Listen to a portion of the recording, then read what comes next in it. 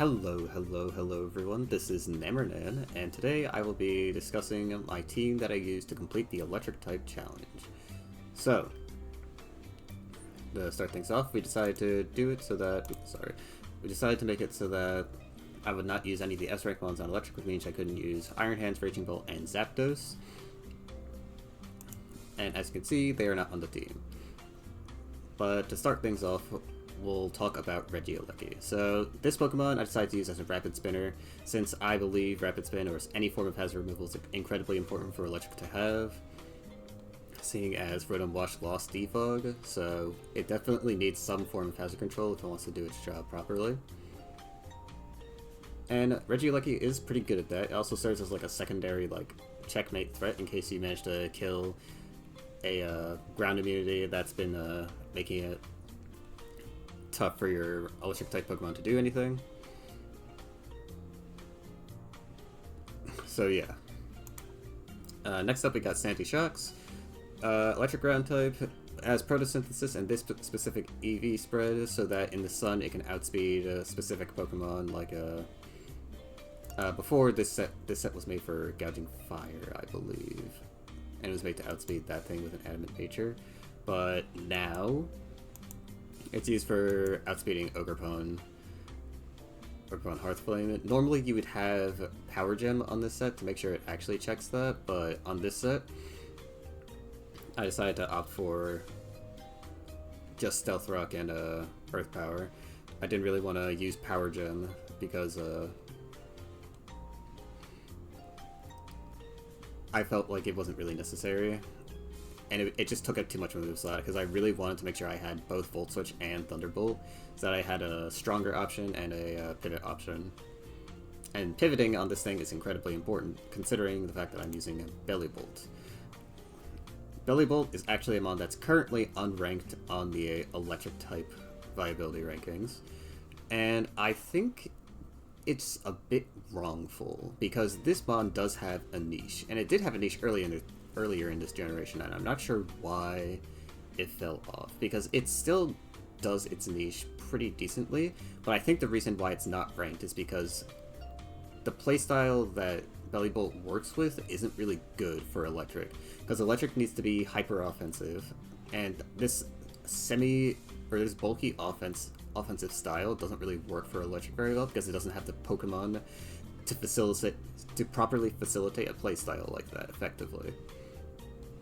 But I still decided to use this mod because I wanted to just see how it would go if I decided to use it, and I was really surprised at how decent it was, because Soak actually makes it so that it's like a pseudo attack debuff for non-water Pokemon, because it gets rid of their stab, which effectively just makes their attack 1.5, or it removes a 1.5 times bonus, which basically means I wouldn't say it's exactly like making them -1, but it's something around the lines of doing that, which is pretty good, especially if they're known for spamming their stab type.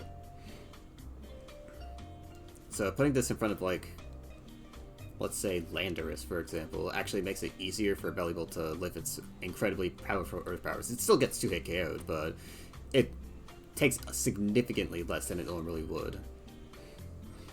And it also just makes Landorus in general just a lot weaker and easier for your team to deal with. So, and of course, the fact that it turns them into a water type, so now all of your Pokemon can hit Landorus super effectively. It's very deep niche, and I think it's really good. The only issue is that, at least with this set in particular, I liked Electromorphosis. It works really well with Soak and its defensive nature. The only issue is that the decision between using Discharge and Volt Switch is very tough, because Discharge allows you to paralyze Pokemon, which is very good for electric because it's pseudo speed control, and also it's just very consistent as well. It is weaker than Thunderbolt, but I do think the Parachance is very good, especially on defensive Pokemon, especially in this generation where status moves are a little less common, so any sort of status is very good. But the issue is that you're on a defensive team, and now you don't have Volt Switch, which allows you to pivot. Ideally, you'd like to pivot with this thing, but now you can't stay in. And God forbid they have another ground type on their team, and they eat your Volt Switch. That can be problematic, because now you have to make a hard switch, and this type isn't really well equipped for hard switching into a lot of ground types, because it wears down both your Rotom and your Thundurus. In general, Electric is just not that great of a type, but I do think Bellibolt has some potential to making some of its matchups a little bit easier, especially when it's played well. But yeah, Toxic and Slack Off are also moves. Slack Off giving it consistent recovery. Even if it is APP, it's still pretty good. But yeah. In the future, I think I might try to force Volt Switch on this set. I ended up using Discharge because I just found that it was a lot better at 1v1ing things. But I want to see what the potential of this thing could be with Volt Switch in the future. So, without further ado, let's go to our breakers. So we have a lot of setup mons, but here are the breakers. Thundurus, Therian. This thing's moveset was really hard to pick, because obviously I want Volt Switch for pivoting, and I also want Thunderbolt for powerful stab, but now the coverage moves are the toughest ones to pick from, because I do want Focus Blast so I can hit Dark types, but Dark types and Rock types specifically, but I'm not exactly sure. It's not accurate, and you also miss out on having either Grass Knot or Sludge Wave, which is good for Fairy types. And Psychic is important for Poison types, which are pretty common, especially since Galarian Weezing is a mon that exists and annoys me. But yeah, it's just incredibly... It was very difficult to choose what moves to use on this Pokemon, but I ended up going with Psychic Focus Blast. I don't think this is the most optimal coverage. I think I probably should have used something else, maybe Sludge Wave, but in general, this was the moves that I decided on, and I went with Timid Nature just to make sure it is as fast as possible. This thing still hits like a truck even without Choice Specs, but it hits even harder with Choice Specs, and Volt Sword actually does come in handy quite a bit for stopping enemy Volt Switch without having to go into Sandy Shocks. So, alright, next up we have Palmot. Palmot was... I went between two sets on Palmot. I went between using a Choice Scarf set on Palmot that uses a Revival Blessing and this all-out attacking set. At the time when I was laddering with this, there was a lot of flying teams going around, so the Choice Scarf set was not really doing what I needed it to do, so I opted to instead go for the all-out attacking set with Supercell Slam, Ice Punch, and Seed Bomb to basically cover all my bases for flying.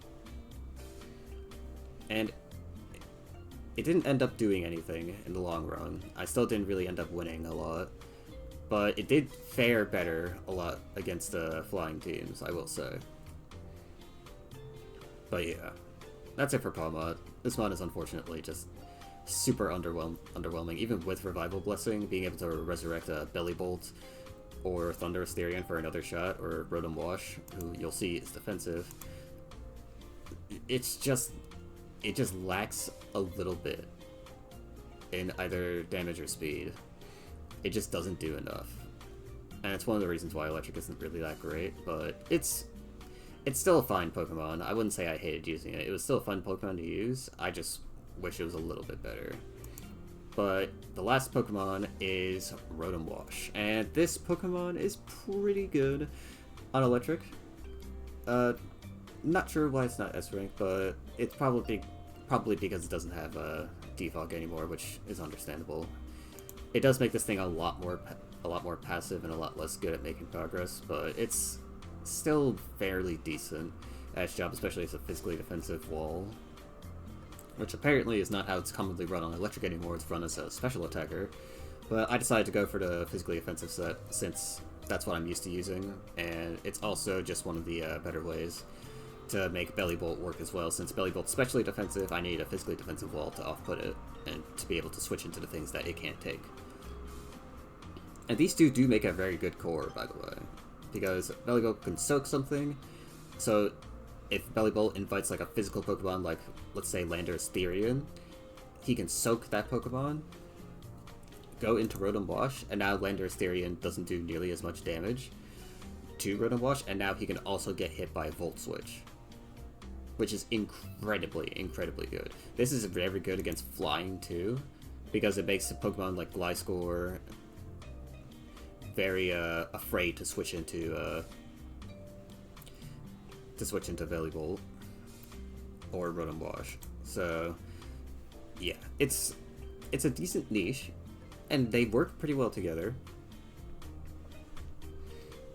But again, Rotom Wash doesn't have consistent recovery, so he can't really do this for very long. He can't take hits for as long as he would like. And especially since I'm not using Pain Split, he has genuinely no other sorts of recovery besides leftovers.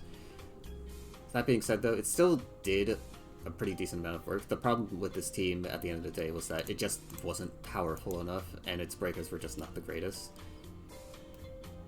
You know, without using the S ranks, of course. Without using the S ranks, the breakers just aren't that great. But in the future, I might make a electric team that uses Bellibolt to the best of its abilities. Because I do think that this mon could potentially make this type a little more usable. I wouldn't say it's meta-defining, but I think it definitely has a niche that cannot be ignored. But yeah, with that over and done with, let's move on to the singular replay I got. So before we move on, as you can see, this is a Fairy team. Fairy doesn't really have a lot of electric answers, so this is technically a good matchup for me because I can just kind of spam my stab without having to think. So Regieleki, for example, with like a little bit of setup, can just kind of demolish this type a little. But as you'll see, it's not that cut and dry. This team also doesn't have Hatterene for some reason, so Sandy Shock's just allowed to do whatever it wants. But yeah, I set up Stealth Rock immediately, head into Regieleki, switches into Flutter Mane, expecting to Rapid Spin. I Thunderbolt, calling it out, and he has leftovers, so Regieleki is faster than him and can kill them. So now he is down his Spin Blocker and also down Flutter Mane, who is like one of the best Pokemon on Fairy. Very, very productive turn. We Rapid Spin the webs away. We get one shot by Gardevoir. Not entirely shocking, but here comes Bellibolt. Bellibolt eats that assumedly choice specs Gardevoir, and as you can see, the Soak pseudo weakens the Gardevoir, and now Bellibolt is actually able to wall this thing. So we do end up slacking off for a few more turns here. Somehow I managed to avoid getting hit by the special attack drop of Moonblast, but yeah, we end up staying in. He sets up webs again, unfortunately. But at this point, I don't really mind having the webs on because I have two heavy duty boots users, two Pokemon that levitate over the webs, and the only person that's affected is Palmod, who I don't even plan on using in this matchup. So yeah. At the time when he did this, I had not realized that he was Mold Breaker, but I also just completely forgot that Tinkaton had access to Stomping Tantrum in the first place because I've never seen it use it. So that caught me off guard a little, but at the end of the day, Rotom is still defensively decent, so it burned it and pivoted out, and we were able to kill it. Iron Valiant comes in, Revenge kills Thundurus very easily. Bellibolt comes in again, easily takes the Moonblast, and slacks off in its face. I think this is the Choice Scarf set for Iron Valiant, because I think a mixed set would do a lot more. But yeah, here comes the pseudo attack, or pseudo intimidate. I guess that's what I'll call it for now. Pseudo intimidate. Azumarill tries to belly drum immediately. I call that out and immediately use discharge. Discharge one-shots it, and that's the match. And yes, we are both in the 1400, or I was technically in the 1300s, but this is a 1400s opponent, so it basically still counts. But yes, this is indeed the potential that Electric could have. Now, if this guy had had Hatterene, Bellibolt is almost completely useless, but at the same time, Hatterene would have probably had a somewhat difficult time dealing with all the Electric-type spam going on. And Pawmot also probably would have killed it once I Volt switched out with Regieleki. Since Hatterene is not actually that specially tanky until it uses a couple of Calm Minds. So Regieleki would have done like at least 30%, probably would have healed like, would have done at least 30%, leaving Hatterene with like 76% with the Leftovers recovery. And then Pawmot would come in and probably do like a good chunk of damage. It probably wouldn't kill Hatterene instantly, but it would at least do enough damage so that Hatterene would have to be forced to Draining Kiss, which wouldn't... I don't think it would one-shot. I'd have to check. It probably does one-shot after one combine, because Pawmot's really frail, but... yeah, hypotheticals aside, even if they did have Hatterene, I think it is still playable and I still can beat a Fairy team. But I will say that it would be a lot better. This Bellibolt gives it a way better advantage into beating Fairy than any other Mon would, because even the S-rank Mons on this type would not be able to do all that again. Well, except for Iron Hands. Iron Hands would actually do fine into Hatterene, but Bellibolt helps a lot more with the other Pokemon on Fairy, especially things like Enamorus. Special attacking Enamorus in particular would not enjoy dealing with this Pokemon, so yeah. But yeah, that is it for this video, so I will now move on to the wheel, and we will see what type we do next.